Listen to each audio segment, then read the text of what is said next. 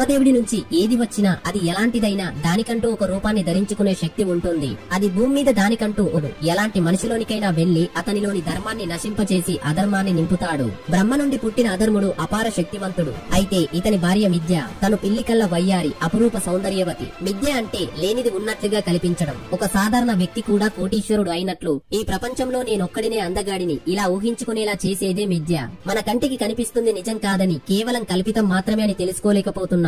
అధర్ముడు అంటేనే వినాశనం. అలాంటి వాడికి మిథ్య అనే భార్య తోడయింది. వీళ్ళిద్దరికి దంబుడు అంటే మోసం అనే కొడుకు, మాయ అనే కూతురు పుడతారు. దంబుడు అంటే మోసం చేసేవాడు. ఏమీ లేకపోయినా అన్నీ ఉన్నాయన్నట్టుగా మాట్లాడుతాడు. ఇతడికి కోపం చాలా ఎక్కువ.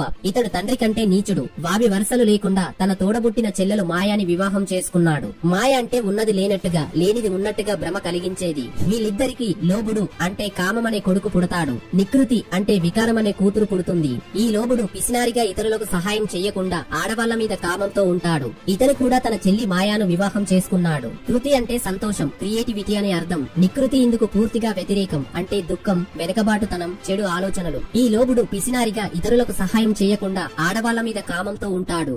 ఇతను కూడా తన చెల్లి మాయాను వివాహం చేసుకున్నాడు. వీళ్ళిద్దరికి క్రోధుడు అంటే కోపం అనే కొడుకు పుడతాడు. హింస అనే కూతురు పుడుతుంది. వీళ్ళిద్దరు కూడా వివాహం చేసుకుంటారు. అంటే వావి వరుసలు లేకుండా ఏదైతే చేయకూడదు అదే ఈ అధర్ముడి వంశం చేస్తుంది.